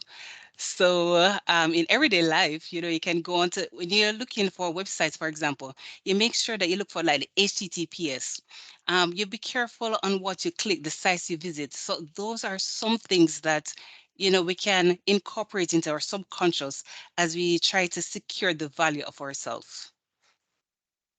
Okay. So what we mostly use now is social media. If you are not using social media, I'm going to assume that you're living under a rock, right? So everybody uses social media, whether it be True. TikTok, Instagram, Twitter, YouTube, whatever it may be. What are some key do's and don'ts when using these apps to ensure our safety and, our privacy? The first thing that you need to do is protect your identity, right? You remember, once you share something online, it's almost impossible to erase it. So you want to always keep your personal information as professional as possible. I mean, be careful what you post, and if you're going to post something, don't post something that will harm you. So even something like your location. I mean, how can I say it? Be careful how you do it, because it might be a case where you'd have persons, noticing that, hey, suppose you go on that vacation, for example, and, they'll say, okay, you're not at home. Okay, I am coming to attack you because you're not there. So you want to be careful where those things are concerned. So that's just one of it. Or even if you want to share your experiences, because I mean, come on, social media, as females, you never want to be liked. So we want the clicks and everything. So we would tend to share like pictures and videos, but we don't really consider the things that are around us. So persons may be looking into our backgrounds and said, okay, Jess, I think I like that painting that you have there, or I like the diamond earrings that you're wearing. So they start to basically profile you. So you need to kind of be aware of, when you're posting on social media, be also aware of your situation, because yes, I mean, you want to have that likes and everything, but at the same time, you have to be responsible. I can't even stress that enough. Responsibly sharing. And with who? Yeah. Right. And I Yeah. agree with you, Yannick, on the location situation, because I love going out. And when I'm going out, I like to do what we call live blogging. So I will post on Instagram stories as I'm going along. But what I ensure that I do is not to tag my location while I'm there. So if you're in the background and you recognize the place, then that's completely different. But I won't be the one to tag the place until I'm already home. That's Right. a definitely good practice, Jess. I mean, I encourage you not to tag it, but I mean, I would tell you this, right? All right, so I'm going to profile you. So you've taken a picture, you're live blogging, and I'm saying, okay, today's a Saturday. You've already posted. I'm looking around the restaurant, for example, and I'm just saying, okay, it's a kind of modern chic, elegant, fine dining. All right, so you post that today. I remember last week you were somewhere else. And look, what's on your plate is Japanese. Oh, clearly, you like Japanese. So then, therefore, I'm writing down, I'm getting some information just based on what is around you. And then I can use that information to attack you. So, I mean, Right. just still, even though you don't directly put it, Jess, which thank God you don't. But at the same time, you kind of need to be aware of, your parameters. So my next question to you though, Yannick, is then influencers, because influencers, when they're out, we know where they are, we know where they're doing, and we pretty much know everything that they're willing to share with us. So how do they protect themselves then? So at the end of the day, influencers, they have their brand, right? And their brand is themselves. And like them, we also have our brand. Now, we don't know what it is that they're doing, because, they're not telling us that they're having the antivirus on their phones and tablets. They're not True. necessarily speaking to those things, so we don't know. We don't even know if they have personal detail. I mean, like, well, I mean, as yet, currently, I don't have a personal detail. right? So, but well, you may possibly, but I don't. So, Mm-hmm. we don't know exactly how are they protecting themselves, but Mm-hmm. the onus is still on us to be able to protect ourselves using the simple methods that we know, the proven methods also that work. We don't know them, don't watch them, watch yourself. Right. Don't watch them, watch yourself. Noted. Food Definitely. for thought. So, what are some ways that we can, like, some ways that we can protect ourselves on social media? So, okay, fine, we're not posting all our business on social media. However, we have to change it. We have to, we have our passwords. People can just get up and guess them. People can log in without us knowing that they're logging into our personal profiles. So, what are some available, what do you call it? Available solutions to the public, John Brown, the regular man, that they can use to protect themselves. Okay, so always your identity, right? And your identity generally consists of two things. One, like your username, and two, your password. So it is always recommended that you have secure passwords.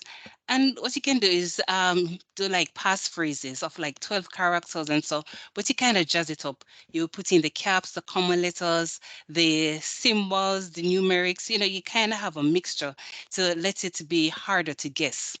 So you definitely would want to employ, those techniques. And of course, What are you calling passphrases? okay.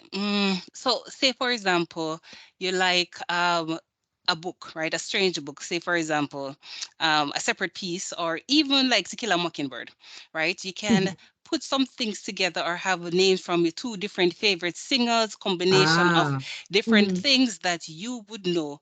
But together they make something that is easy for you to kind of remember, and something that is hard for someone else to guess. So you can, do those kind of strategies in order to Okay, come up with something. that's good. That's a good suggestion too, because if I have 10 accounts, there's no way I think I can remember 10 different passwords. So if it is that I can make it really complicated by using a catchphrase or like a special book of my own, then that makes a lot of sense to me. Love that. Love that. Taking notes. Please do. Thank you very much. You should. So, And uh, two-factor authentication. I've been mhm. hearing this buzzing around. What is two-factor authentication and how can we use them with social media? Great, because I was just about to get into that. Mhm. So two-factor, as it is different things. So a factor could be something that you are. So say for example, if you're going to your retina, your iris, your fingertip, that's something that you are. Something that you Mhm. have would be like your phones, or like a token. So like here NCB may give you a physical token. That's something that you have, or something that you know, which is like a password. So there are some sites, for example, that would ask you for username and password. The password is something that you know, and then you go on to a next page, and they will ask you, to identify something else, like a kind of figure that would match, when you're setting it up. That Mhm. also is something that you know. That is one-factor authentication. That is not two-factor. Two factors have two different things, whether your password, which is something that you know, as well as your one-time password. So say for example, like a Google Authenticate or Microsoft app, they would have like a 6-digit code that comes to it. So you plug that in. That is something that you have, as well as your password. So for social media, it's always a good thing to incorporate two different factors when you're authenticating, because your identity is your business after all. Okay. You All understand? right. Yes, I'm clear. Thank you very much. Right. So, what are some cyber crimes, like examples of cyber crimes that people often fall prey to, and how do we spot them? So, like, how do we know when we are about to be attacked or we are getting attacked? All right. So yes, there are some simple things, techniques that you can do, but it's all about social engineering. So going back to that restaurant example, right? Mhm. And say, for example, I want to target you. So I noticed that you would always tag, say, for example, you have a friend, Melissa, and you always tag her in the in the photos. So what I'm going to do, I'm going to generate, for example, an email, like a phishing email, and I'm going to put the name Melissa Hart, for example, and I'm going to say, hey, Jess, check out this fab new Japanese restaurant that just opened, right? Click on this link to see more. So, I'm targeting you and I'm trying to get you to either download something malicious or may send a file, or say, for example, I want you to get some kind of banking details. So I will pose as an institution like your bank and say, here what, your password has been compromised, or there's something about the account, I'm not sure. Please log in, click here and log in to change it. So, people, they would do it as a disguise to get you to fall victim. And what they do, they use social engineering to kind of study your profile and then act. So that is one thing that we need to be aware of. And then there's something called scareware. So if it is a case that you don't have, say, for example, proper antivirus on your laptop or your phones or something like that, and all of a sudden you see a pop-up, hey, what, you have been infected, act now, click here and everything. So what you do, you're kind of scared because you're saying, gentlemen, are some important files that are on my machine. Yeah. How am I going to do? So what you do, you click there, and then of course it's malicious content. So, I mean, what you need to do firstly is to be aware. Take that power, take that control, be purposeful with it, be aware. Yeah. And to answer the second part of your question, I mean, how to spot them. So say, for example, Melissa Hart, your friend, sent you an email. Don't just check because you see the name Melissa Hart. Go into the body of the email and look on the two fields, right? See if that email address is from her email address, which is melissahart.com. I mean, don't just click on the link, be careful with your attachments. Suppose the email, from is asking for some personal information. I mean, ask if you're not sure, just be cognizant of these little tips. They're available on the internet. Go read, go to some kind of training if you can. But at the end of the day, as I keep on saying, you have to protect your identity. If something looks too good to be true, then chances are it is too good to be true. So, I mean, those are just some of the things that you can do to help you in your journey.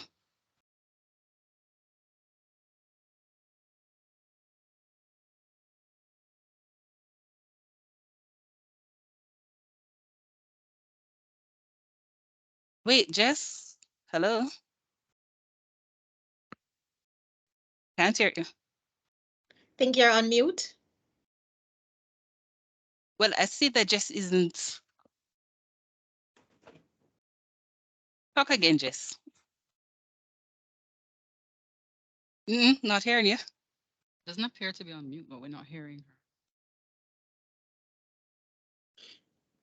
All right, what we'll do, Jan, if we could just wrap up. I think Jess is having some technical difficulties. So Jan, if you could just wrap up with your parting nuggets. There's a question in the chat that is asking, is it safe to save your password as photos in your phone gallery? So, at the same time, we must be aware that, our mobile phones, I mean, we don't even think about it, but a lot of persons take it for granted that they don't provide a proper protection for their mobile phones. I don't think it's safe because it can easily be hacked. So, I mean, if it's a case that you save it in your phones, then I definitely would not be advising that. I mean, there are some password managers that you can use. You can also try to remember it in your head. I know that's kind of difficult still, but definitely I would not advise it. But I mean, just to wrap up, because I'm now looking at the time. Thank you, Sandy, for the reminder. At the end of the day, girls in ICT, the theme is access and safety. You use the internet to help you develop your value. So if you want to learn a new skill, if you want to enhance yourself, you use it, but you have to use it securely. As Marilise said, always think about your role. Recognize, stay present, observe, see yourself, assert, assess the impact, stay in your power zone, redirect to win-win outcomes, live your life on purpose. I mean, you need to bring your inner game, but definitely do so securely. And I think that would be my message for you.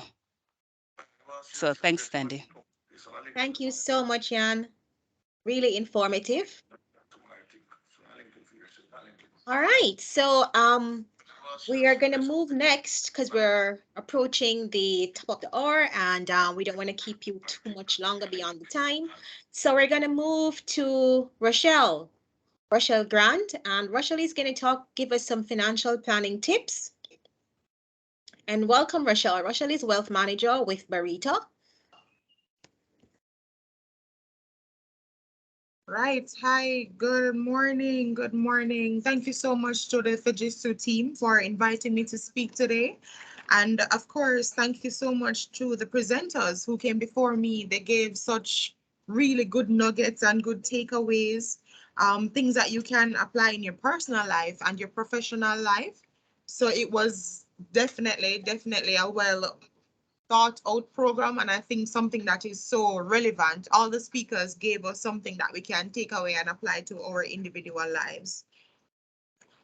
Today I want to share some information about financial planning. Give me a moment, please, to just share my screen.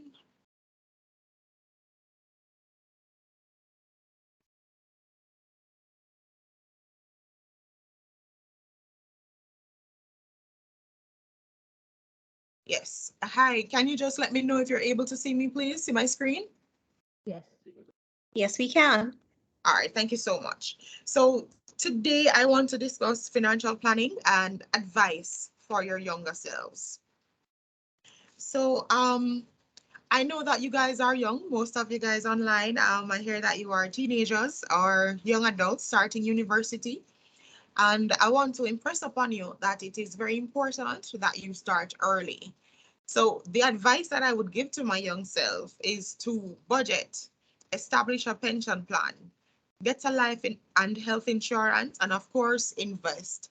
Investing is so important because this is what determines our quality of life. As the presenters before me may have mentioned, a lot of young persons are now influencers.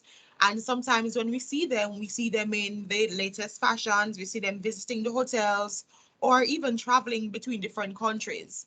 And that may be a life that you would want for yourself. So the question is, how do I plan for this? How do I prepare myself to have the freedom of location, the financial freedom that I want?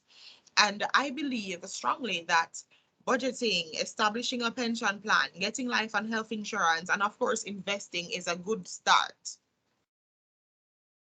So a budget and budgeting is extremely important, as I mentioned before. It is a budget is a spending plan based on your income and expenses. So when you prepare a budget, you basically present your income and expenses. So you decide how much money I have or you have and what will I be spending this on. So say, for example, you get your allowance. You decide how much money do I have? How much do I have to save in order to get that new phone that I wanted? How much do I need to save and accumulate in order to buy the latest gadgets? Or it's as simple as that. How do I plan out my lunch money for the week? So budgeting happens every single day and you do it every day. It's something that is in us. It's just that maybe you're not as technical with it as some of us are. So it's again never too early to determine the life you want to live, and making your budget is something that will lead to the preparation, or it is the preparation of the life that you want to live, or it determines also the quality of your life. So say for example, you're able to set your budget for $5,000 a week.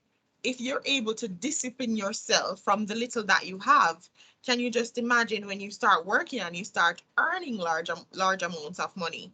It will set the tone for your spending habits. It set the tone also for your discipline in handling your family's income in the future. And of course, it also may set the tone for you handling your company's money as well. So budgeting, it is relevant because you use it in your everyday life. No, A pension plan is also extremely important. And as young people, I remember when I started working, I was like, a pension? I'm not ready for that yet. I'm so young. But I want to impress upon you again is that starting early is very important. No, a pension plan is money that is set aside for retirement or savings that is set aside for retirement. And this too is also important because it determines what you will have available to you when you're no longer able to physically work. Anyone can start a pension plan. You have to be though between the ages of 18 and 65 in order to contribute to a pension plan.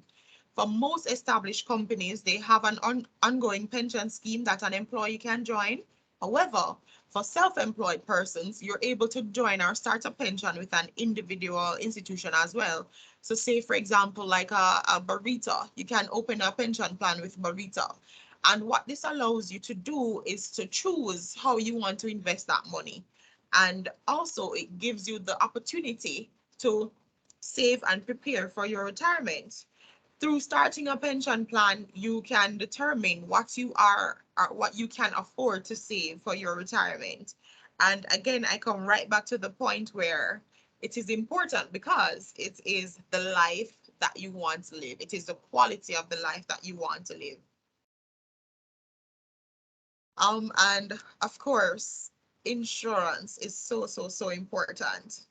Again, as young people, you might not even be thinking of insurance now.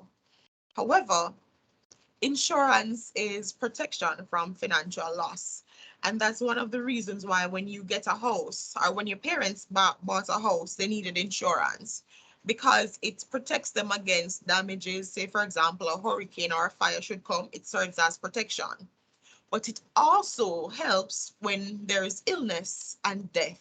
So say, for example, your parents are currently your main providers. God forbid anything should happen to your parents, they would think, how can I protect my child? So a lot of parents would have insurance. And I encourage you to have insurance as well because you don't know what will happen. Sometimes I see a lot of clients with sickness and they would have had a large sum in their account, a large investment as well. And something as small as a lump at the wrong place can wipe out that savings. So we have so many illnesses these days because of our current activities and what's happening in our environment. So it is so important that you put away something for insurance. And insurance can also help you when you decide to buy your house. It can help in so many ways because there are different types of plan that allows you a cash benefit or an investment benefit as well. So young people, I impress upon you, get insurance. You need life insurance and you need health insurance. Also, it is cheaper for you to get insurance while you are younger because the younger you are, the healthier you should be. So that's also something to consider. And of course, something that is so important is investing. And investing is simply the process of buying assets. We can invest, in real estate, unit trust funds, stocks, or even cryptocurrency. And of course, again, the earlier it is that you start, the better it is for you. Even though it is never too late, it is still better to start earlier. Now, increased real estate prices is definitely something that has been happening in Jamaica and the wider Caribbean and even in Canada as well. So a lot of persons I would see complain about how it is difficult to own real estate at a certain age. And most of us, we are told that we need to join with someone in order to acquire a house. So, and the prices based on what has been happening historically, it's not going to get any cheaper. So I really impress upon you, start saving, start investing to buy your house. It's never too early to start planning for your future. Investment in unit trust funds is also something that you can use to bolster the lifestyle that you want to have. For Barrita's Capital Growth Fund, it started in May 1993, and it has a current return of 9,224% as at February 22. And what that means is if you started investing in 1993, maybe some of you weren't born as yet or maybe just born, but say, for example, your parents started that account with $500. Today, just through having that investment and keeping it, you would have gained over 9,000%.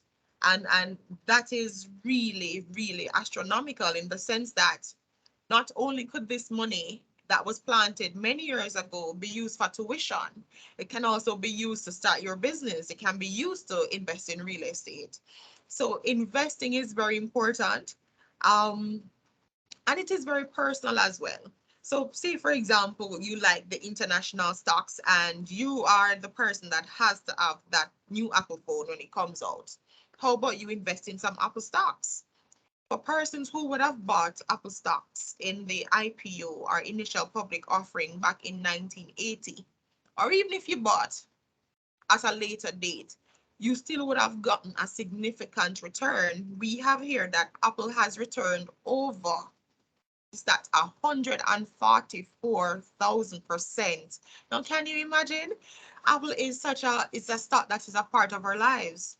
We use our Mac computers, we have our iPhone, we have our iPods. It is so beneficial for you to just buy one share of this particular stock. One share of this particular stock can help you to have that trip that you always wanted to have. Your dividends earned from that stock can pay for the lifestyle that you want. Also, I want to include Bitcoin as well because cryptocurrency is so popular these days. If you invested in Bitcoin when it started in 2008, you would have gained so much. I remember at one point, one Bitcoin was actually at 60,000 US dollars. Now, for Bitcoin, it is extremely risky along with other cryptocurrencies because it is very speculative. However, the point I want to bring across is that there are many different areas that you can invest in, and time in the market is better than timing the market. And what I mean is that the time frame that you invest in, it creates a lot of opportunities for you to gain over the long term, and it grows with you. So starting your investment at 18 and 20, it allows you to be consistent. You can start small. You can make a contribution of even $2,000 on a monthly basis. And when you start working, you increase on that and you improve on that month after month, because of course you won't stay the same way for your entire life. So investing is so important because it helps to determine your quality of life. I wanted to show you value creation for the financial sectors. And why I wanted to include this slide is because a lot of us use these institutions on a daily basis, and we complain that we don't get any benefit from them. So say, for example, you are an NCB client. No, and of course, young people, you might not have your credit cards as yet, but I'm sure you'll be getting them soon. So companies like Sagicor, NCB, Scotia, they would provide you with a lot of services that you have currently. And then the investment companies like Barita, Proven, NCB, etc. These companies can also be of service to you, so you can invest in these companies.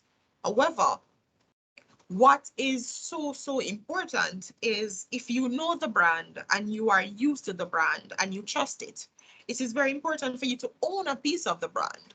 So this chart shows us that between August 2018 and December 2020, Barita's stock price would have grown over 780%. And that is so important because it's for a company that you know, and if you are in Jamaica, I'm sure that you see it all around the country. So it is so important that we own shares in these companies because it is something that you would have been using.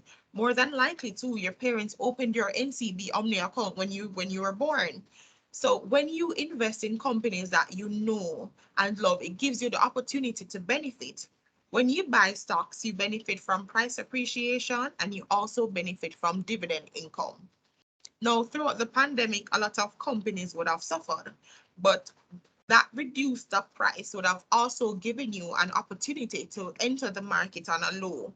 So you buy low, sell high, and that is something that we use in our everyday lives. So just in case you are looking to buy a house, should you buy your house for $20 million, you wouldn't sell it back for 20, you try to sell it for 30 or even 40. So this buy low, sell high is something that we can use in our everyday lives as well. So the concept of investing, it's really not difficult. It's something that we do in general, and it's something that is relatable to everyone. Because if you should know that your objective is to make a profit or improve on your position, then buy low, sell high will definitely apply. So today I just want to impress upon you that it is not too late or it is not too early to start investing. Persons who are under the age of 18 can start investing with the help of their parents, and persons who are over the age of 18, I encourage you to start with what you have. Start where you have and grow with your investment portfolio over time. As someone that is growing, your investments will have changed. Your aggressiveness will also change as well. But investing is for everyone. It is not just for the wealthy. It is something that would give you an opportunity to build on something. And again, it allows you to have the lifestyle that you want to live.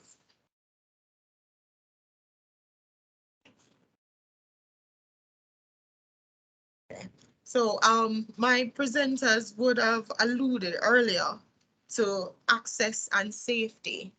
Investing and developing your safety fund or your retirement fund or even insurance, it gives you access to financial protection. It means that if a sickness should come, you're able to pay for it using this means.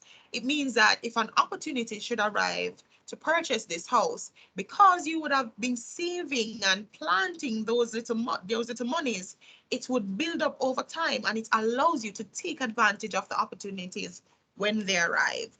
So investing is for everyone. This is not too early to start, and it is definitely not too late. We believe here at Barita that it is very personal as well. So we ask you to just get in touch with someone, visit our websites, ask questions. You can also call me at the contact information on the screen. Again, it is very important because it determines the life that you want to have. Thank you so much. Do you have any questions for me?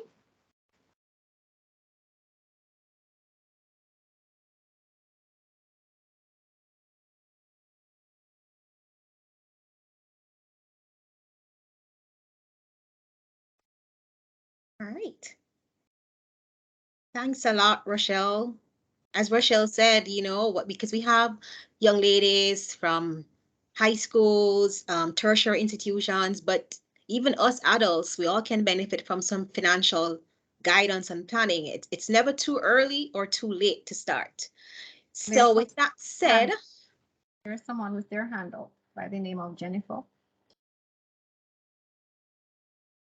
Hi, Jennifer. You can go ahead and ask your question.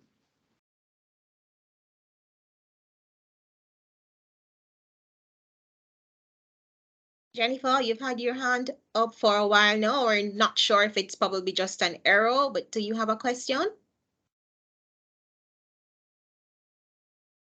All right, we're not hearing from Jennifer, but they say time goes by very quickly when you're having fun, and I believe that we can all say that we had some really good fun today, inspiring conversations, useful information. So I'm gonna ask Kathy to take it home for us. I introduced Kathy earlier. Kathy is our head of service delivery and one of our female leaders at Fujitsu. So over to you, Kathy.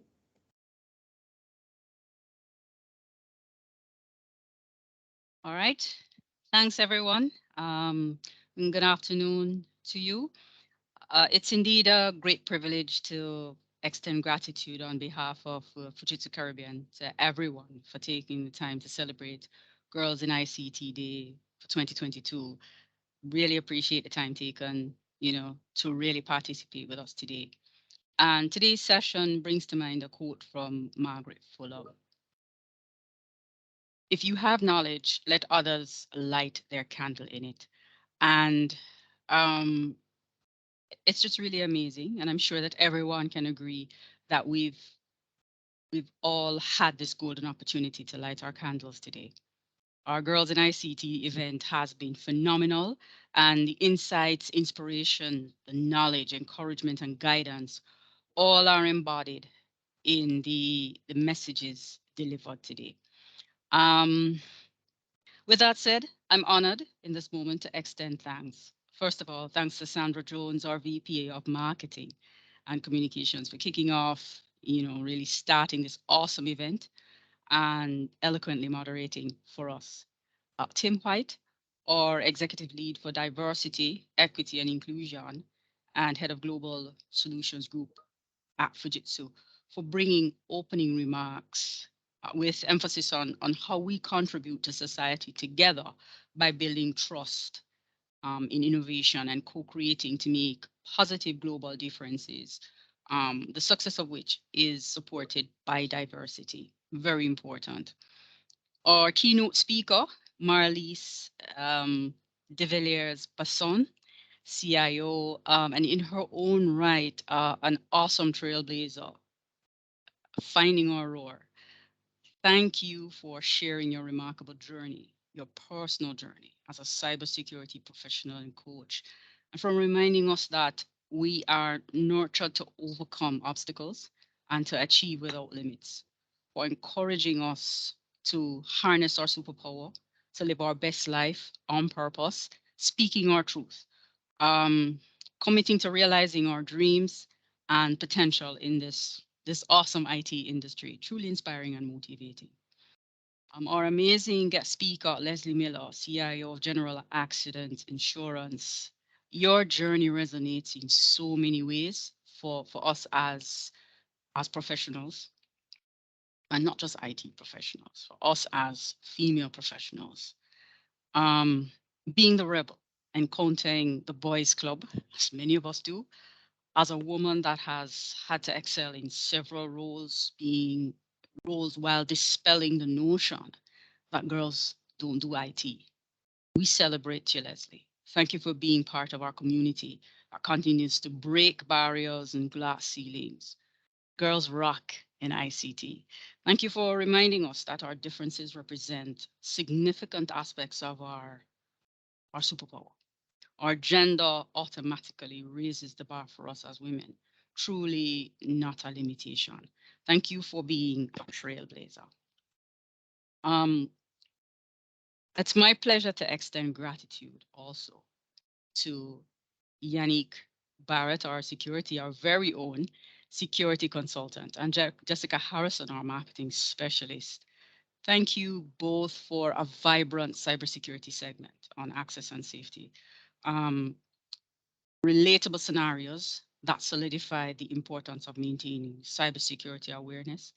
That has not,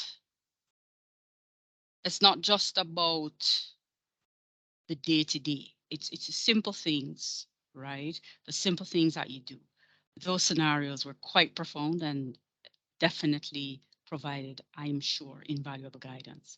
Thank you for encouraging us to bring our inner game, but in all our efforts to do so do so securely.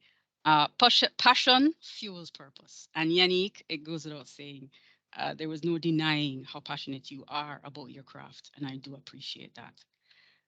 Special thanks to our amazing audience, especially our aspiring ICT professionals. There's a well-known reference to that encourages us to think outside the box.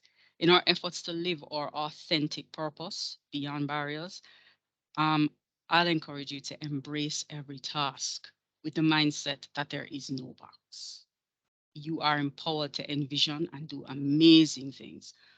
And on the heels of our event, I leave this with you.